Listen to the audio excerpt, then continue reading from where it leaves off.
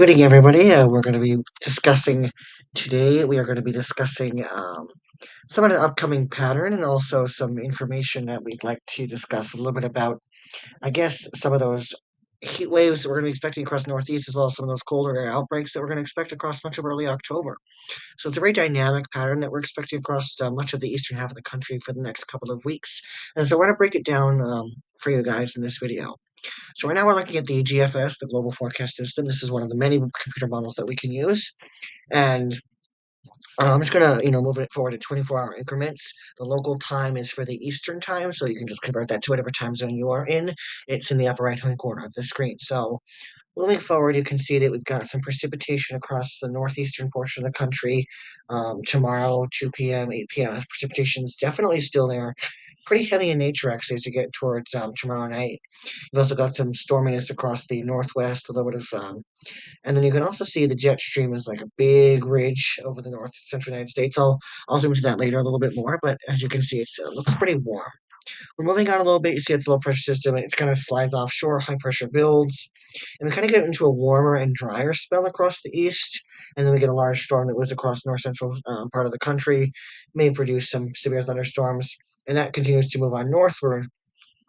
I noticed these lines, these 552, 546, 540, these are isobars. Notice how in the west it's very warm and how in the east it's very warm. You have this very, very deep, it almost looks like a kind of like a dip, a U. It's like we call a trough in the center of the country.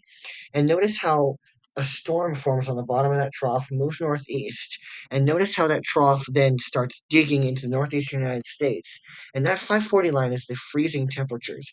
Notice those very cold temperatures in the eastern half of the country, and that very, very high warm temperatures in the west, as well as some storms that move into the west as well. And it's kind of quite a progressive pattern because then the Northeast stays cold, but then it warms up again. We get another cold blast that comes out of Canada and may eventually start to move in. I don't see much in the way of tropical activity that's near the United States coastline, which is a good sign, because oftentimes tropical activity can be a sign of, trouble in terms of, overall pattern and such. But what I want to take a look now is I want to look at the 2 meter temperature anomaly. So this is the anomaly in terms of your temperatures compared to normal.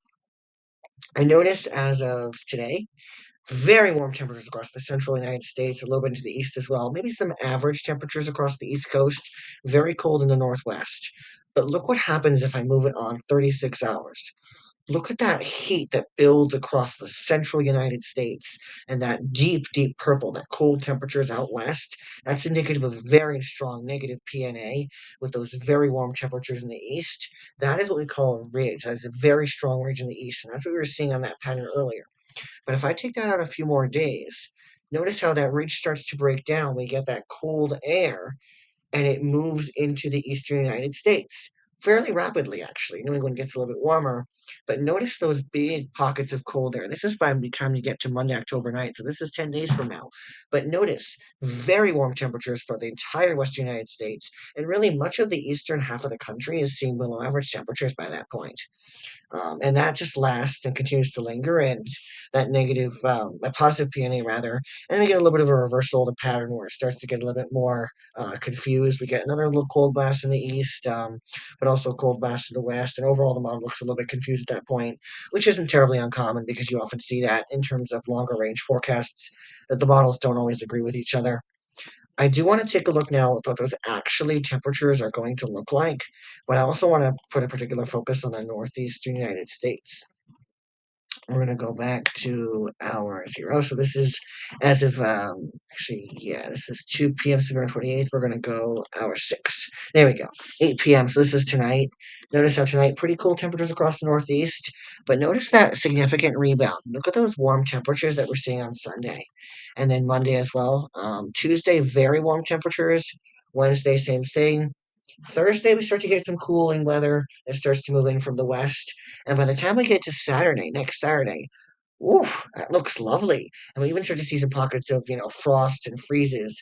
If I were to just take a sounding of the capital region of New York, we're getting temperatures on the order of 38 to 40 degrees That's pretty darn chilly, and we continue to see like progressively cooler and cooler temperatures. Notice as we get towards later part of the week, all the Adirondacks, much of the northern New England area, as well as a lot of the mountainous areas, are seeing very cool temperatures at that point. I'm just going to click on Albany again just to show you like kind of just an example. 30 to 40 degrees. That is a very chilly night. And here we go again. Again, much of upstate New York, northern Pennsylvania, 34 degrees, just west of Albany, 32 in the Berkshires. 38, what is that? This is just west of Boston. I want to see what it is just west of Boston. Come on. Yeah, 38, 39 just west of Boston. That's pretty darn chilly. We move on to one more frame. I just want to take one more frame. This is Friday morning, next Friday. Look at the chill that we're seeing in the Albany area. That's 35 degrees. That is significant cold air. And that's very indicative of a fall like pattern continuing to build. And it starts to get warmer again. But overall, very, very decent weather and not a massive amount of precipitation either. There will be some storms. I will show you the total precipitation, total cumulative precipitation through the end of the forecast run. Much of the region is only 1 to 2.5 inches. A few of the little areas here, maybe 2, 3 inches. Pockets of 4 just offshore. But the majority of the Northeast is relatively not terribly wet for the next 2.5, 16 days, I believe, which is good since there's been a lot of rain in the East lately, and the East really doesn't need any extra precipitation at this point. And so that is a good sign. That's definitely a good sign. I also want to point out, however, that the fact that we also want to take a look at the GFS Ensemble member forecast. We're just going to take a look at the. So this is the Ensemble member. So this is kind of like a group of models that essentially will do not necessarily. This looks kind of like an average of a bunch of different models. And notice for the start of the forecast period, you see very warm temperatures for the east and very cold for the west. And notice how that continues. This model wants to continue keeping that. But notice by the time we reach Sunday, October 8th, Monday, October 9th, look at all that colder than normal anomalies for the eastern United States and that very strong positive PNA out west. And that seems to just linger. That cold only intensifies across northeast New England area, and then it just stays between Texas all the way up the East Coast, Gulf Coast. And that colder air just continues to linger along the East Coast, although the model does indicate a slight warm up towards the middle of the month. I'm going to go back to the EPS model. This is about the same, but this is a little bit more indicative of, again, a little bit less significant cooling. But notice there's still that pocket of colder air that's moving east. So you can see that there's a definite consensus and a definite higher than, high likelihood that we are going to see those pockets of colder air continue to move east as the season progresses. And even these temperatures, I mean, this is, of course, an average. So, this is like average temperatures, and these are slightly below average temperatures. I would, drop the temperature anomalies here a little bit just because, this is the EPS, so this isn't necessarily going to have the most consistent. This is the GEPS, this is the Canadian. This model looks a little bit confused because it's continuing to have a negative PNA, but also a positive at the same time. Yeah, this model's a little bit confused. I'm not quite sure what's going on there because we're seeing like cold and then warm and then cold and then warm. Not really showing a clear pattern here.